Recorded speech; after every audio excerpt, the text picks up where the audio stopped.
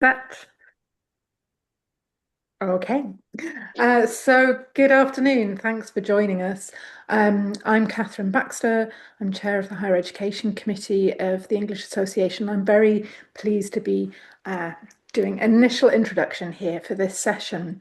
So the English Association is a learned society and subject association which was founded in 1906 to promote, support and celebrate the discipline of English studies.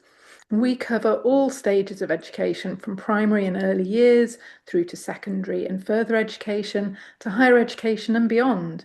And we also cover all parts of the discipline across language, linguistics, literature, and creative writing. So events like this are made possible by the fantastic contribution of our volunteer speakers. So thank you again to today's speakers, Deven Parker and Joemon Jose. I'll hand over in a moment to our chair for today, Christopher Oger. Um, our members make it possible to keep these events free and open to all by paying their membership fees. And so if you would like to contribute to the national conversation about English and help support our discipline, please consider joining us. It costs about £1 a week to support our events and campaigning work for a whole year, and you'll get access to a range of member benefits, including online access to all our journals. So it's my pleasure to hand over to today's speakers for our discussion on unlocking 18th century playbills with AI. And I'll turn over then to Christopher. Thanks so much. I'm really happy to chair this session today. I'm Christopher Oga, Senior Lecturer in Digital Approaches to Literature at the School of Advanced Study, University of London. And really happy to introduce the speakers today. First, we're going to hear from Deven Parker, who's a Leverhulme postdoctoral fellow in English at the University of Glasgow, where she's carrying out research on romantic authorship and dramatic copyright. Her first monograph, Romantic Media and Wartime Networks, will be published in 2026 by Stanford University Press. Other essays have appeared in SEL 1500 and 1900, Studies in Romanticism, Essays in Romanticism, European Romantic Review, and elsewhere. And with Michael Gamer, she's at work with on the Romantic Melodrama Database, which is launching later this year, and the Romantic Playbill under contract with the Cambridge Elements book series. After that, we'll hear from Joemon Jose, who is a professor at the School of Computing Science at the University of Glasgow. His research focuses on the themes of recommendation systems, facial expression analysis, detection of conflict in social media, legal outcome prediction, and automated judgment generation. He's published over 350 papers with more than 11,000 Google Scholar citations and an H index of 54. He leads the GARE lab, which I'll put a link to in the chat afterwards, which investigates research issues related to the themes previously mentioned. He's been serving on the program committee as the program committee chair and member for numerous top international conferences. So with that, I'm going to hand over to Deven, who will start with a presentation. Thank you so much. And thank you to Linda and the English Association for having us today to talk about this project. And I apologize, I have a cold, so sorry for occasional sniffing. All right, so can everyone see my PowerPoint? Just. Yes. Does that look good? So, yes. Okay. All right. So to put it succinctly, our collaborative project uses AI to categorize, tag, and analyze information from 18th and 19th century British playbills, with the end goal of creating a searchable public database of over 500,000 individual performance records. So just to kind of start, first and foremost, what are playbills and why are they valuable as historical data? So playbills are one of our most enduring cultural media. Bills as early as the time of Shakespeare perform most of the functions still present in modern theater programs. So they provide essential information about the performance, including date, venue, and bill of fare offered. So this slide before you shows a sample playbill with the basic categories of information highlighted. So most fundamentally, they offer an evening of entertainment, usually of more than one play or performance. So the most common format that you can see here is a main piece, so usually a five-act comedy or a tragedy, followed by a shorter afterpiece, often a farce or a pantomime. Sometimes they're interspersed with what we might now call special attractions, so things like dances, songs, acrobatic performances, depending on the night. So a night's entire show, if you can believe it, might have lasted over 5 hours in this period. So playbills present that show sequentially, beginning with announcements, like you can see here, for the benefit of this particular performer, the occasion, if it's been commissioned by someone, the venue, the theater at which it's taking place, the date of the performance, obviously, followed by the genre of the play, which I'll talk about at length, the title of the play, its cast list, special attractions, and then closing, it's hard to see here, but with information about ticket purchase and ticket prices. Right, so while they still follow the same basic structure, extant playbills become increasingly elaborate after 1803, as you can kind of see here in this timeline of playbill design. So this is because of innovations in typeface, as you can see here in the jump between the final two examples. It's around this time, around 1803, also owing to a boom in spectacular forms of drama, such as melodrama, that they begin to include lengthy descriptions of scenery and of stage action and of musical accompaniment, and even occasionally illustrations of important scenes. So as you can see here, playbills grow longer to accommodate this wealth of information, with examples after 1830 sometimes reaching up to 2 feet in length. So playbills are a unique and important form, not just because they remain more or less consistent over this range of about 100 years, but also because they're storage containers. So in a single page, they offer compressed, structured information about a performance. They function as an early form of data storage, collected and archived, not just to memorialize performances, but to construct theatrical histories and to document individual lives and careers. So one of the affordances of a playbill's structured data is that it allows us to track the movements of performers and repertoires and genres, and to track the rise of new forms. So despite the cultural and historical value of playbills, they're noticeably absent from major digital archives of the 18th and 19th centuries, a gap that this project is seeking to fill. So playbills were famously excluded from 18th century collections online due to their sheer volume, with the rationale, I think understandably, that they would skew search results and kind of silo everything else in the archive.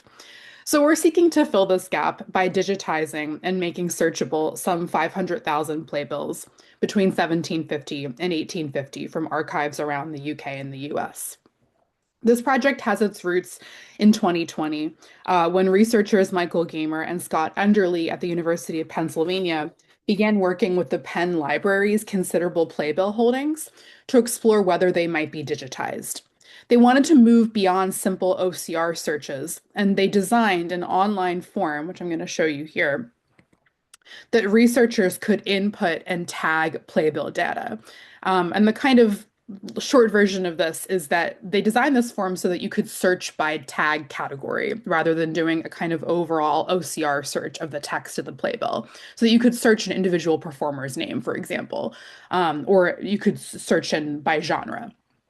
So researchers would manually input data from the playbill record, and that this form shown here would convert the information into YAML records, which would tag each entry according to a set of labels. So they analyzed the formal structures, the component parts, and the information they conveyed, designing this form so that it would accommodate a range of entertainments from Italian opera, Shakespearean tragedy, historical reenactment, circus acts, dog tricks, traveling rodeos, and everything in between. So between 2020, which is when I joined the team, and 2023, our team created approximately 4,000 of these records from Playbills, drawing mostly on the British Library's already digitized collection. However, during this time, we located and photographed over 500,000 playbills in archives around the UK and the US. So it became clear to us that it would take our team decades to complete this project, to tag each individual record, given that the typical time to complete this whole form is 20 to 45 minutes per playbill. So this problem led us in 2024 to ask if it was possible to automate the process of tagging playbills, given the new advances in large language models, or LLMs. So I'm just going to gloss over this really quickly. So LLMs advanced considerably in the last couple of years due to their upgraded attention mechanisms, which improves their contextual ability to account for a given word's context. So consequently, they've been put to use with varying degrees of success, I should add, in extracting and analyzing a range of features of text, including French modernist poetry, Spanish poetry, classical Arabic literature. However, a persistent problem in these kinds of studies has been identifying and isolating and extracting the parts of a text, whether parts of speech, poetic devices, genre markers, without sacrificing the ambiguity or the complexity of the text, right? So ambiguity is fundamental to literary text, and LLMs necessarily have to kind of isolate it into chunks in order to make it readable. So, in this regard, we thought playbills are perhaps uniquely suited to LLMs because they are texts that are already broken down into their component parts. They're already structured, right? So they already include date, theater name, play title, performance. So what we thought was that they're particularly appropriate to automated tagging and analysis. So, working with my colleague Joemon in computing science after I joined the University of Glasgow in 2024, we tested three different LLMs, beginning with the sample set that we'd already created by hand to see if one of them could extract text and tag it from the playbills with a high degree of accuracy. We compared these with the playbills that we'd already hand tagged. And our goal was to see if the LLM could preserve the playbill's nested data. So this is an example here of one that I tagged by hand, right? And you can see how I inputted each kind of data category, the date, the what time the doors open, the location of the theater, the venue name. So we're trying to get the LLM to replicate this process of extracting information from the playbill and putting it into this kind of record format. Um, so this slide here, over here, shows you the kind of nested relationships that we were trying to get the LLM to preserve, and making sure that for a given play title, it records the genre just for that play title, the performer name, the role that they played, so that all of these data categories are linked to one another in a way that preserves their original relationships, rather than just giving us like a list of the entire document. So we tested three different LLMs, Llama 3.2 Vision, Mistral OCR, and finally ChatGPT, the last of which provided the best results. After many, many rounds of prompt engineering, which we can talk about in Q&A, we realized that we needed to apply pre-processing techniques to our playbill images, based on whether or not they were damaged, contained handwritten annotations, or were normal. And we finally landed on a prompt. And here's an excerpt from the final ChatGPT prompt that we used to create these records. So this prompt directs the model to extract metadata based on the original JSON forms categories. So it replicates the structure of the form and the resulting outputs, and it tries to effectively capture the nuances of the playbill, such as multiple performances per show, distinct genre claims, and various performers along with their specific roles. So to ensure robustness and flexibility, our prompt also included instructions for handling unknown or ambiguous information, as you can see here at the top. This is called few shot categorization. So it eliminates the need for extensive pre-training of the model. So limited in scope, the experiment revealed the key benefits of this approach compared to our previous process of hand tagging. So thanks to this prompt that we've developed with Joemon's team, we have now created records for all 500,000 playbills. I should say we are in the midst of proofreading, which is really important, as I'll talk about next. So we're not finished, but this has been amazing for a project like this. So I'll now show you some of our AI generated results. Ooh, okay.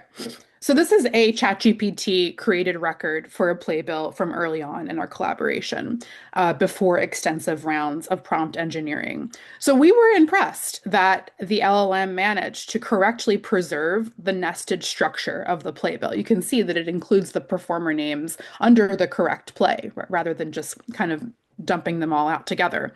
Um, However, following this initial test, we identified a number of consistent errors in the resulting YAMLs that caused us to modify our prompt before carrying out more tests. The venue tag was formatted improperly across all of our results. This was easily fixed, luckily. We undertook 5 or 6 rounds of prompt engineering together after this initial experiment. And in these rounds, we tested our prompt on a much smaller sample set of playbills that were selected because they were really hard to tag. So these included a playbill that didn't include a year. So we were trying to figure out if the LLM could figure out the year of the playbill based on its series in a set of playbills. Um, a bill that has severe page damage, so with lots of missing information, one with lots of handwritten corrections, and then a playbill that has a detailed list of songs and scenery descriptions and illustrations.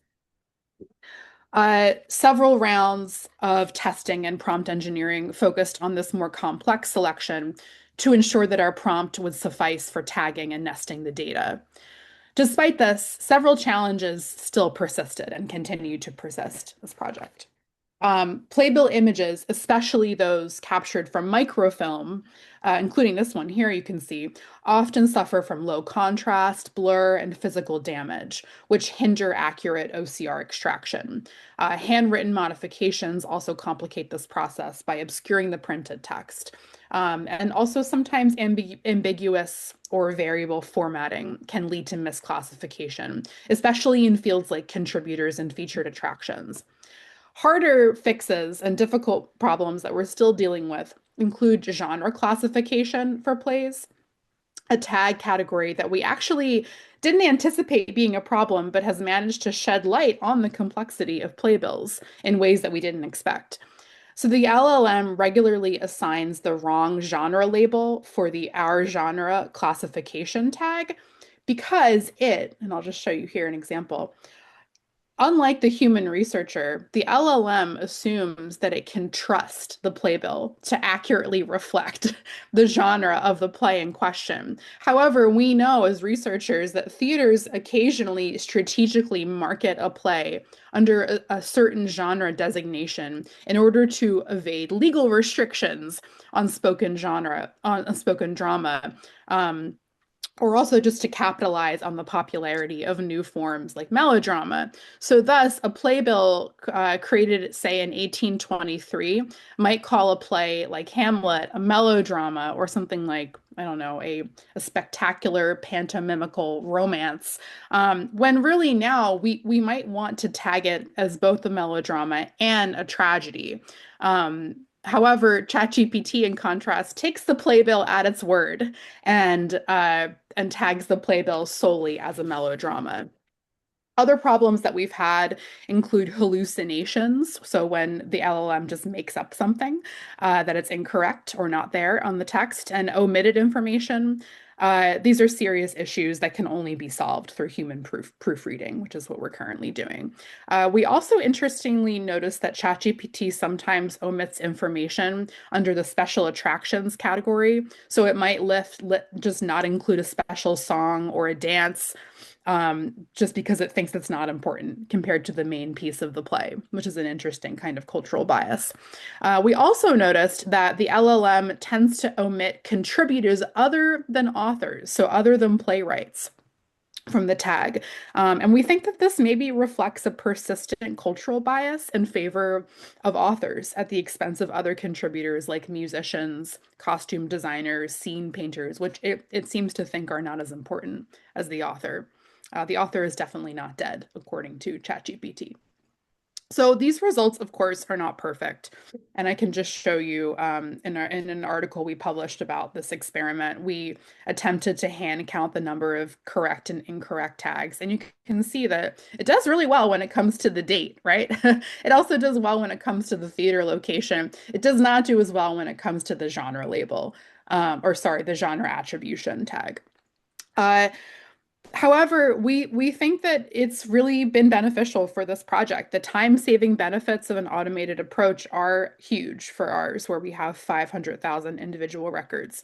It's allowed us to scale analysis beyond what was previously possible. So in general, ChatGPT managed to correctly preserve the nested structure of the playbill, and at the same time, our rounds of prompt engineering have helped to reveal to us that even though a playbill's data categories are generally self-evident given its nested structure, they often contain high degrees of ambiguity around genre. So just to reiterate, they're still texts, right? But they're still literary artifacts. And as such, their tag data produced by ChatGPT and our results should be regarded as one possible reading of the playbill image, one interpretation. So our project has revealed that playbills are indeed more conducive to AI classification than like novels or poems, but nonetheless, they're still texts that contain unstable ontologies that take a kind of range of unexpected forms that pose unique challenges as well as opportunities for emergent AI. So I'll leave it with that. And we can now take questions.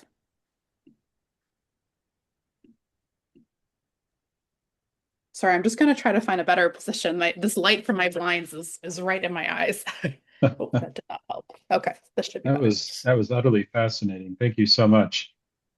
As you were talking, I was thinking, well, humans aren't particularly good at finding genre either, are they? That's a tricky Yeah, category. that's interesting because just to say one thing about that, I've been reading a Parliament discussion in 1832 about dramatic copyright, and a Hmm. lot of the time, playwrights and legislators would try to they would argue about what genres were, right? Like what is a burletta, and they would spend pages and Yeah, pages trying to figure out what constitutes a burletta versus a pantomime. So you're right that it's like yeah, this larger issue. yeah. And in the first folio, the Tempest is called a comedy. So sorry, I don't want to derail this. So the questions I wanted to start with, and I think Joemon may want to chime in now, but how did the collaboration come about? Truman, do you want to take Uh, that? I, We were discussing this. you came to us. You can talk. Yeah, you can talk about it. Okay. Yeah, yeah. Yeah, so I joined the University of Glasgow in 2024, and I knew that there were exciting things happening in the realm of AI at the university. I didn't know much about AI, like most literary researchers. I remain extremely skeptical about the real benefits and capacities of AI, and I'm very wary of it. But I reached out to an AI research group at the university and just kind of like pitched the database project that we were working on. And Joemon then contacted me and said that there might be a kind of synergy between our research interests because he was interested, I think, in information retrieval from images. Is that right? Correct, correct. Yeah, I did. My area is called information retrieval. In layman's terms, anything Google or Bing does, that's a kind of underlying technology we try to invent or design, evaluate. And so personally, I looked into images, videos, text. So from that context, when Deven came to us asking for this, I thought it is interesting. Maybe we might be able to do something. I didn't know much about her short description, what it is about, but I thought the data, that's what interesting to us. Uh, Data could be useful, or we could do something novel with it. And From there, we worked with one of Joemon's PhD students, and he was the one who initially devised our first prompt and our first kind of round of testing. And then I think our entire collaboration, I mean, it's ongoing still, but I think those initial testing rounds lasted like about 6 months, I want to say, maybe a little Yeah, bit more. yeah. And Initially, the issue for us was to see whether we could use AI to address this problem. So I told Deven, why don't you give us some images? Let us see whether we can get anything closer to reality. If it didn't work, then there is not much point in talking about. So she gave us Mhm. some images, and we worked with ChatGPT, and we got the results. Next question we asked is, okay, if ChatGPT was expensive or can we save money by looking at open source ones like Elama or yeah, OCR or something? So that was the investigation then on happened. Deven. Yeah. So after that, we worked with two more of Jomon's PhD researcher team, and we kept prompt engineering. At that point, that was when we realized we actually had to do pre-processing techniques on the images because in my view, I thought we could just like pop each image into ChatGPT, turn it into tag text. That's not how it worked. We had to write three different Python scripts to improve the images before we could actually turn them into tag data. And that's why I didn't mention that in the longer talk, just because it was a more complex process. So we had to like classify the images into damaged or handwritten or normal categories. And from there, using those scripts, then we were able to turn them into the tag data. So it was a long, kind of protracted collaboration that actually produced the end results. It was, I would say, it was not that straightforward. It is also the background of the students because one student was working on image text retrieval or text image retrieval, and another one was working on facial expression uh, recognition, right? So they had the background to do the pre-processing that easily. So that domain knowledge was important too. Mhm. But they had never worked with historical documents in any No, capacity, no, much less no. playbills. So that was a major hurdle for us was to speak the same language about the actual images we were looking at. That was the biggest challenge from our side. We didn't know how and what to talk to humanities researchers. And so we were talking different languages, not just English dialect in research Mhm. terms. We were talking, and my students were Chinese. I am in an Indian background, and Javan was from American background. So the language linguistic variation was also present. That was a long-winded answer, Christopher. I hope it's okay. No, that was actually really interesting and useful because communication is one of those topics that comes up again and again in my field, digital humanities.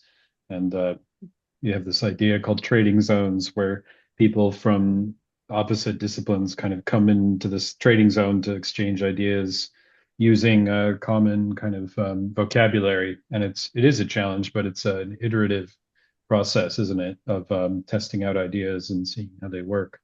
I'm just curious, did you use the free version of ChatGPT or did you pay for the sort of better model?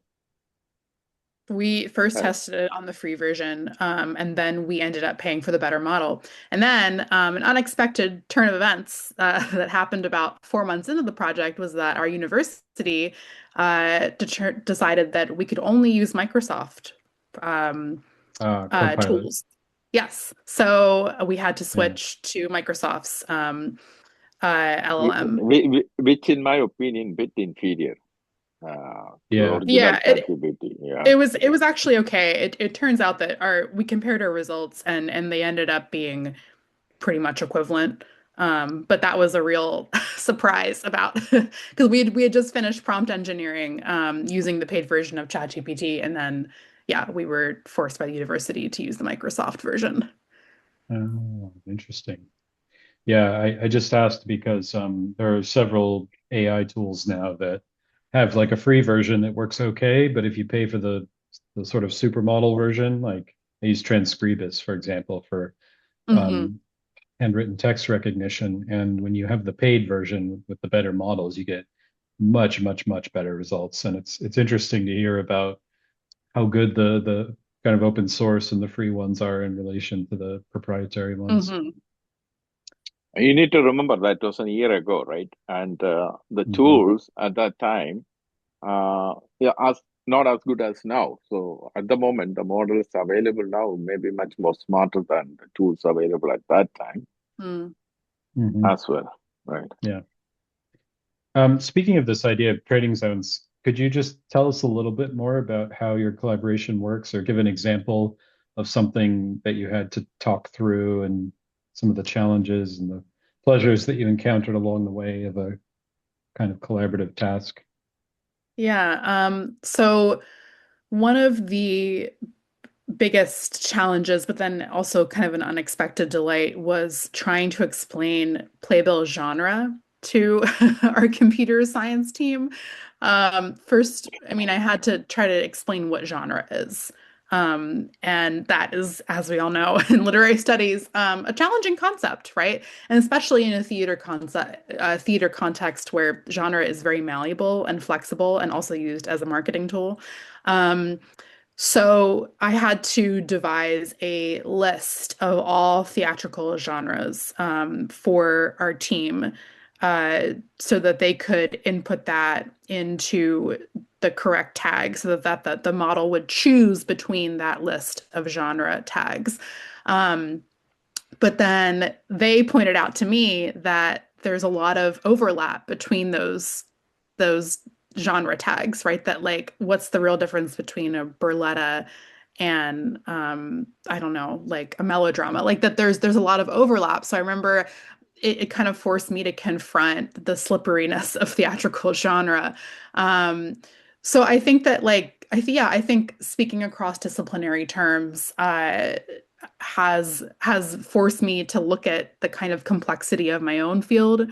Um, we also realize that face-to-face meetings are really important for our team because we're dealing with a lot of language barriers along with disciplinary barriers, so that it's just very hard to conduct our collaboration solely over Zoom. That we had to meet probably every week to talk about the next phase of prompt engineering. Is that right, Joemon? And I think you had to Yes, kind of be yes. the intermediary between the PhD students and me.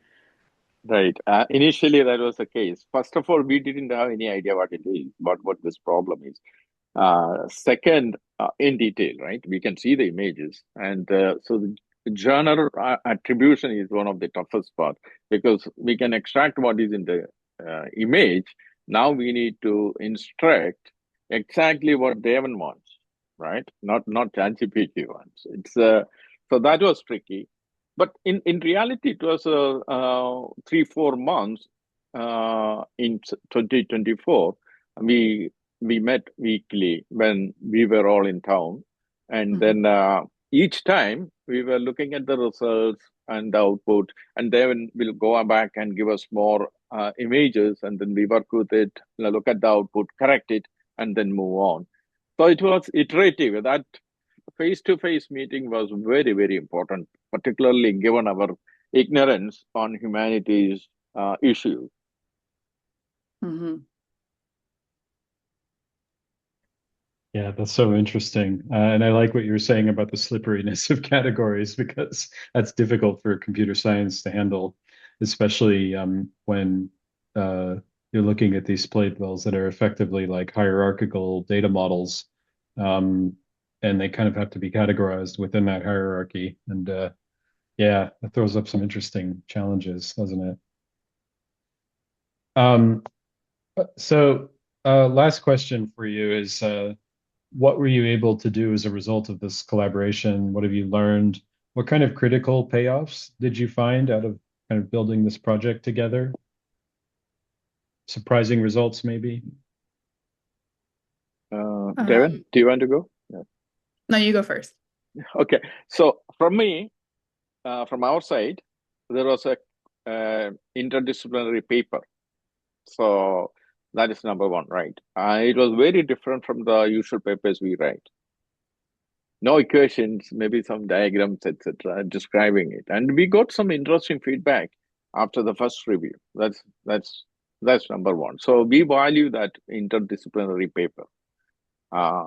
Second, I was telling Deven yesterday as well that this data is the one we are interested in, and we could do more, like looking into this humanities data, not just this, and training or adapting LLMs to address the task. In general, researchers from the humanities domain uh, requires, like, so we call different names of this approach, right?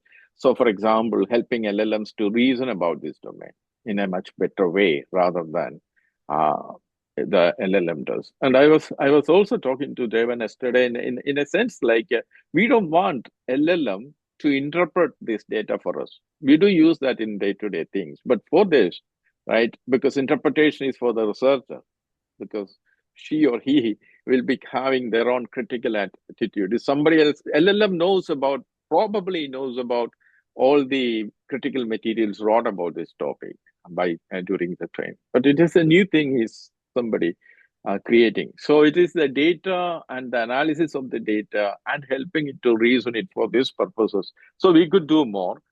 The other part we could do is we have now data out of the 500,000 images. And that data also will amenable to quantitative analysis. We could look at this and many of the things, they will look at it and do some Python scripts or simple things. We could look into visualization. We could look at the changes in certain topics. We could also look at the lead actors, what was their what you call shelf life, or how many years they were acting and what were the variation, and we could and then it can be connected to maybe their profiles if it is available elsewhere, saying that one particular actor, he was long lived, or he was in that field and his lead role changed maybe in 10-20 years, or things like that. Usually not, people may not look, we could do quantitatively as well. So there are a lot potential. That's what I am, or my group is interested in. What Yeah, we can do more. it's opened up, like Joemon has said, it's opened up new modes of analysis for my work as well. So right now I'm working with one of the researchers from the team, one of the PhD students, to look at author attribution in the data that we created, because I'm ultimately really interested in authorship in the Romantic period and its ties to the theater. So we're looking at the data we created, and he's writing a Python script to analyze when authors get credited, and when that's tied to a specific genre. So are they credited more often with tragedies versus comedies and questions like that? So that I think it has allowed me in my work to analyze big data in really exciting ways. Um, and I also think it's taught me a lot about AI.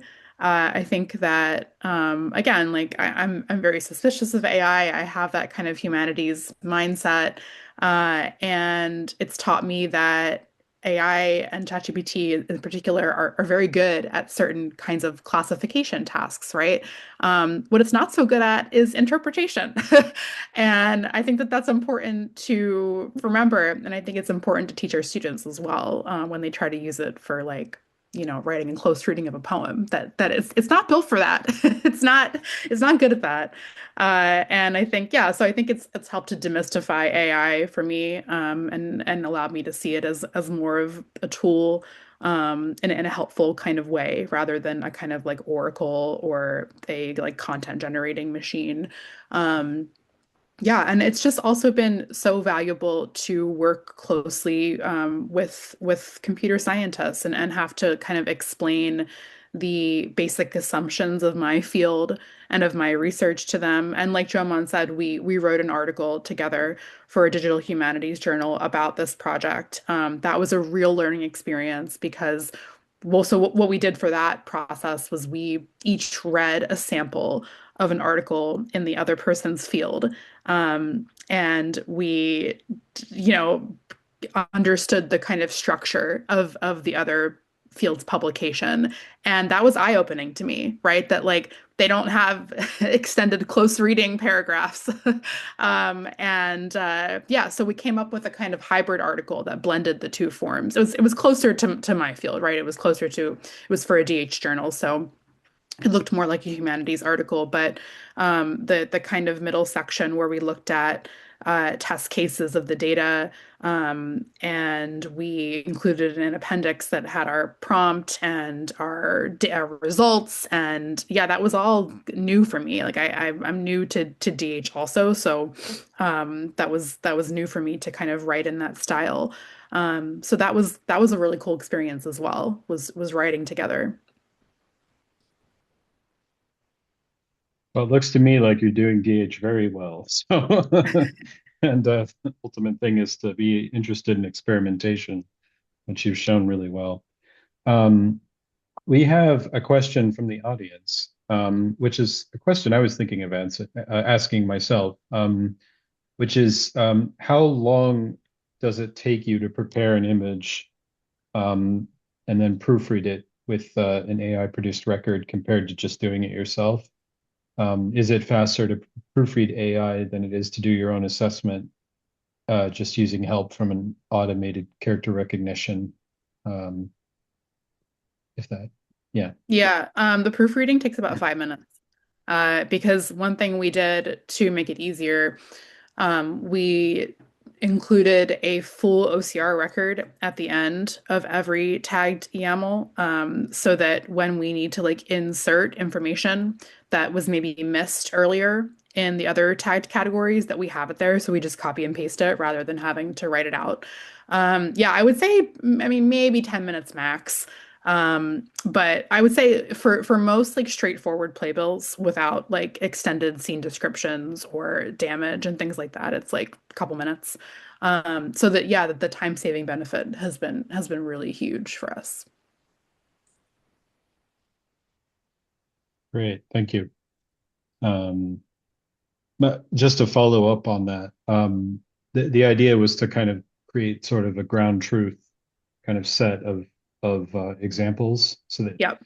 it could then be ready to handle any kind of particular situation. Yeah, Hmm. yeah, that's interesting.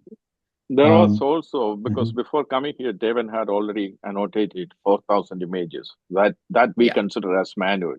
Then whenever we do anything automatically, we first did those images, then we look at automatically and where the differences are, and that kind of helped us. That's kind of a ground Yeah. truth for us to fix. Hmm.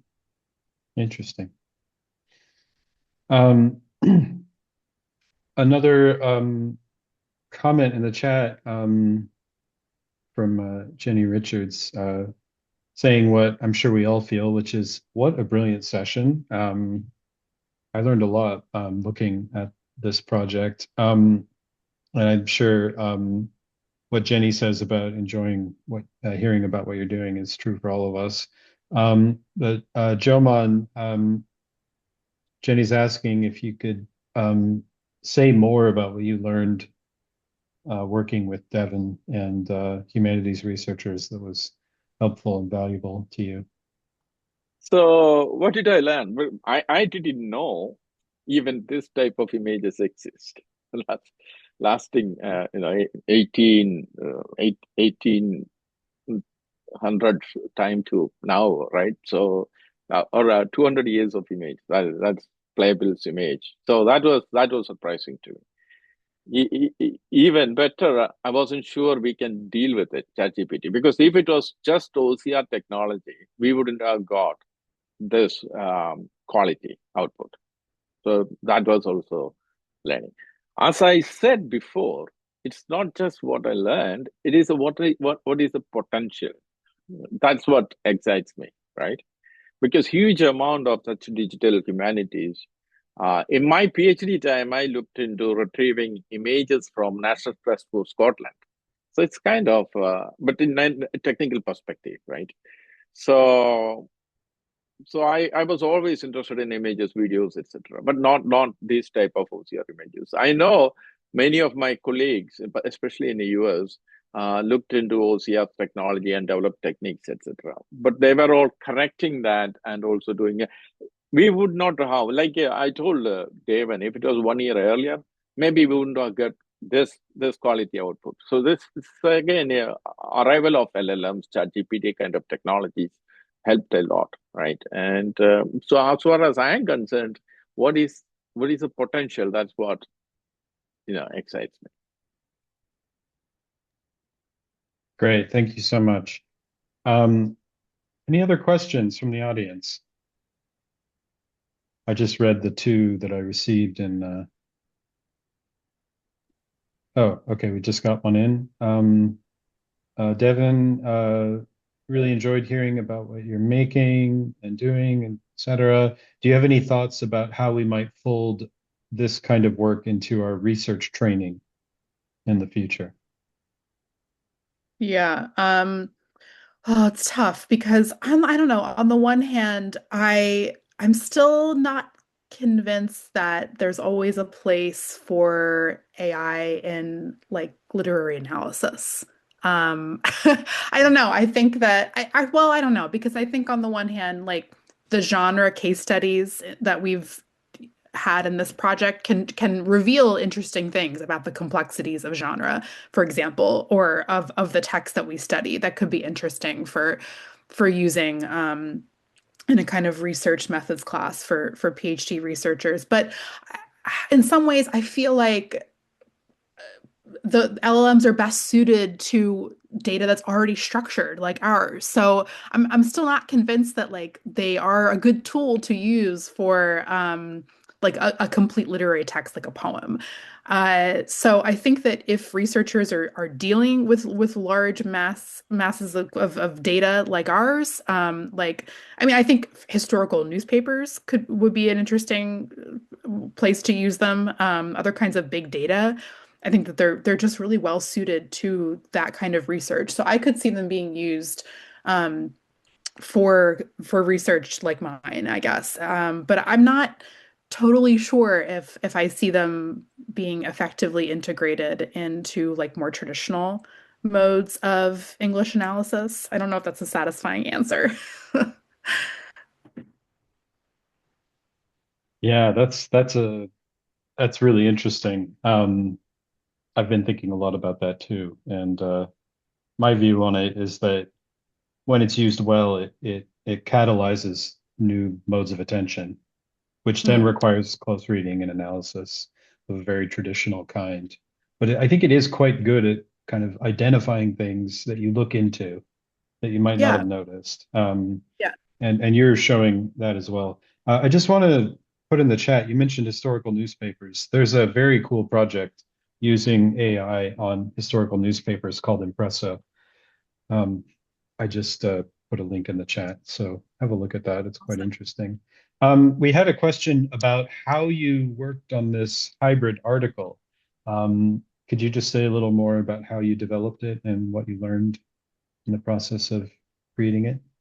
Yeah, that was tough. But I think it was worthwhile. So Joemon found the call for papers from the Italian Journal for Digital Humanities, right? I think it was you're the one that found the CFP for Yeah, that. yeah, Yeah. yeah. So it came from one of my peers working in a computer science department in Padua was involved in. They do digital humanities kind of research as well there.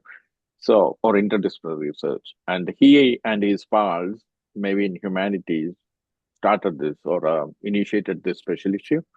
So around the same time, we finished our work, and we thought that maybe it's Although a I good feel try. like you sent it to me midway through the prompt engineering and you were like, do you think we could write something for this? And I was Right, that's skeptical at the true. time because we were still testing, right? Like we were not sure that we were going to get a really effective prompt that would work for the data. But we put it on our calendars and we were like, okay, we'll see if we can try to write something for this. And then by some miracle, we did end up yeah, we finished, we were happy with the prompt and we were happy with the results and we started working on the article. And like I said, I think the kind of key way that we worked on it was we each kind of explored each other's publications.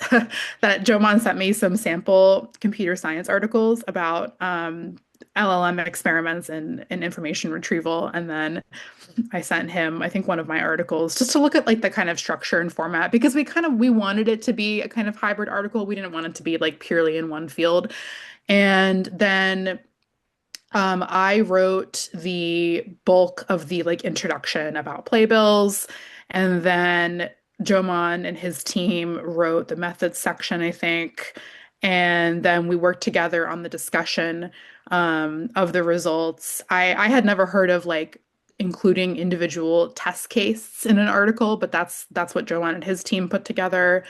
I'm trying to think if there was anything. Yeah, I think, and then we did get really helpful peer review reports back where they asked us to provide uh, what's the word? Like quality analysis of our results to offer like more to count errors basically. And that's when we decided that we would just hand count the number of correct and incorrect tags for a sample set of 100, just to kind of provide some kind of quality information check. So that was, yeah, that was how that came together. And yeah, it was really eye-opening for me.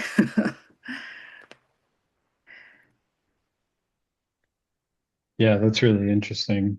It reminds me of something that I've seen happen in my department with PhD supervision when we have interdisciplinary projects and they write a thesis and they go into their viva and there's always this question of like, what discipline are you writing for? And how do you write for that discipline? And how does the other examiner who comes from a different discipline going to understand what you're trying to say? And it's still such a challenge. And I think that it's one of those things that we still need to kind of figure out as a discipline, Mhm. because it takes a lot of work, and it's not as easy as just saying, "Oh, I'm interdisciplinary." It's learning how to write in a different way, and in Yeah. a way that will satisfy people with very different perspectives and I think too, methodological backgrounds. it required a lot of trust, I think, on both of our parts because I'm just Mhm. used to writing single authored articles, Yeah, right? And I had to kind of give the methods section to Joemon and his team and be like, okay, like this is I don't really know what we're saying in this part, so your team needs to write this. And yeah, and I think yeah, it required a lot of trust and kind of trusting your collaborators to do a good job.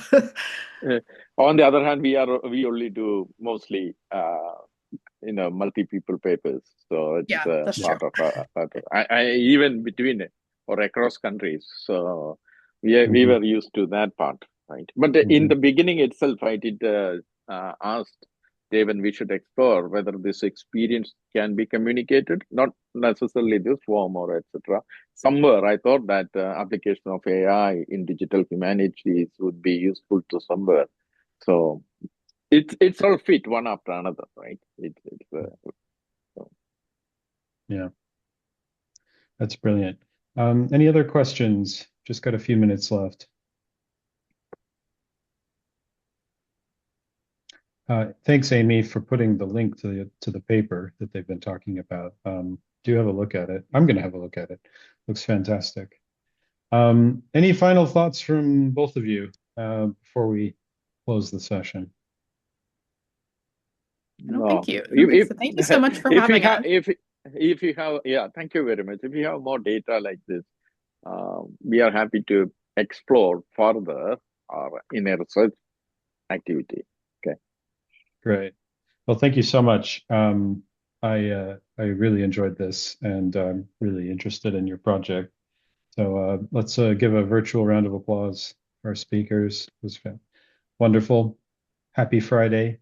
We have some closing remarks from the English Association and wish you all a good weekend. Brilliant. Thank you. Thank you. Catherine, are you happy for me to just say a few things? Thank you very much. Okay, so just to say thank you so much, Deven and Joemon, for a really fascinating and brilliant talk. And many thanks to Christopher for his exemplary chairing.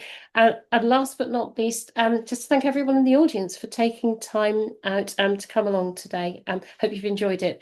A bit of a puff, our next session in Thinking Forwards Collaboration will be on the 27th of February. And we very much hope to see you there. I'll pop a link in the chat in a second. But have a great afternoon and a wonderful weekend. Thank you very much. Bye-bye.